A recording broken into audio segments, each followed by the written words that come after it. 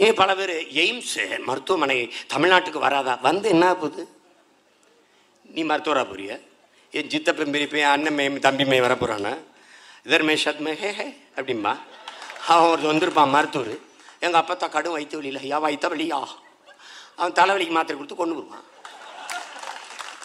நாங்கள் ஏன் செத்துன்னு தெரியாமல் அரசின் தவறான மருத்துவர்கள் தவறான சிகிச்சைகள் செத்து போயிட்டான், மருத்துவமனை முற்றுகை. அது ஒரு செய்தி. இதான் நடக்கும். என்ன நடந்துற போகுது? இப்போ என்ன நடந்துற போகுது?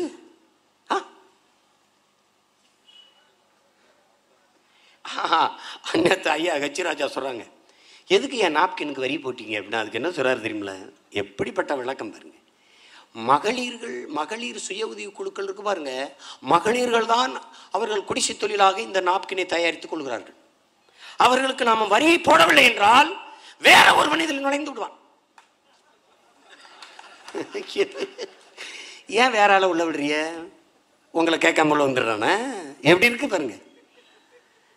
அவர் பேசியிருக்காரு, நீங்க பாப்பீங்க ஞாயிற்றுக்கிழமை. அது எனக்கு அப்புறம் பேசுனால இப்ப அவருக்கு பதில் சொல்ல முடியல. இல்லை இங்க பாருங்க, அது வேற ஒருத்தர் பூந்து விடுவான். ஏன் அவனை புகர விடுறிய? இது எப்படி இருக்குன்னா, அவன் உன்னை கொன்றுவான், அதுக்கு முன்னாடி நான் உன்னை கொன்றுறேன்.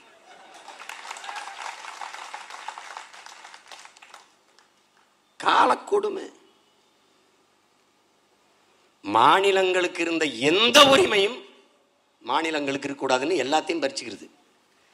இந்த ஒரு அரசு இருக்கு, கையெழுத்து போட்டு விட்டுட்டு இந்த ஜிஎஸ்டி மசோதாவை ஆதரித்து தீர்மானம் போட்டுட்டு இப்போ ஐயா தம்பித்துறை சொல்கிறாரு, எல்லாத்தையும் எடுத்துக்கிடுச்சு, நாங்கள் இப்போ என்ன பண்ணுறது?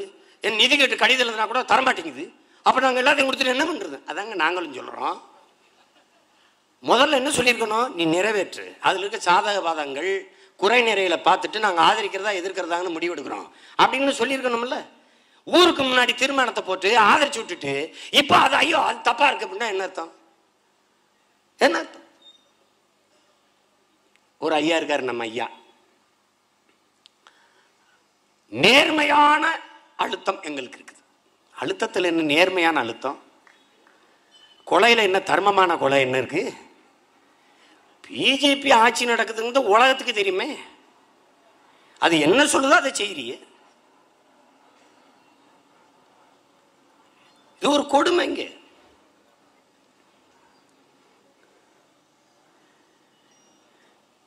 நீட்டு தேர்வு ஏளனமா சிரிக்கிறான் பாருங்க. முதல் 25 இடத்தில் தமிழ்நாடு அறவே இல்லை. அறவே இருக்காதுன்னு தான்டா நாங்க வேணாம்னா, நாங்க வந்துடவே கூடாதுன்னு தானடா நீங்க கொண்டு வந்தீங்க. அதனால தானே கொண்டு வந்தீங்க. இப்ப நீதிபதிகள் தேர்வுக்கு நீட்டு வருது. நம்மள ஒரு வயனி நீதியரசர் ஆக முடியாது. அவன் தான் உட்காந்துருப்பான். உட்காந்துட்டு என்ன பண்ணுவாங்க? இப்ப சொல்றான்ல 85 விழுக்காடு தமிழ்நாடு அரசு நீதியரசர் சொல்றாரு, அரசு தன்னிச்சையா முடிவு எடுத்துருச்சான். அரசு யார்கிட்ட கேட்கணும்? ஒவ்வொன்றுக்கும் நீதியரசர்களை கூப்பிட்டு வாங்க ஒரு தடவை, ஐயா நான் இப்படி ஒரு சட்டம் கொண்டு வர போறேன், அதை நீங்க ஏற்பீங்களா இல்லை எதிர்த்தீர்களா? கேட்டு செய்யறதா? எப்படிப்பட்ட ஒரு நாடு பாருங்க. 234 சட்டமன்ற உறுப்பினர்கள், இவ்வளவு பெரிய பாராளுமன்றம், எது ஒன்றுக்கு நீதிமன்றம் நீதிமன்றம் நீதிமன்றம் அப்படின்னா எல்லாமே நீதிமன்றம் தான் முடிவெடுக்கும்னா பாராளுமன்றத்துக்கு சட்டமன்றத்துக்கு அதுக்கு தேர்தல் எதுக்கு? எதுக்கு? எதுக்காக? கொடுமை.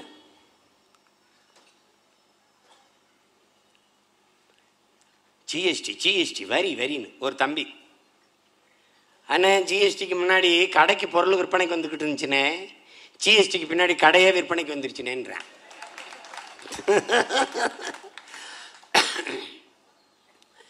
ஒரு உண்மையை அவங்க அழகா ஒத்துக்கிறாங்க.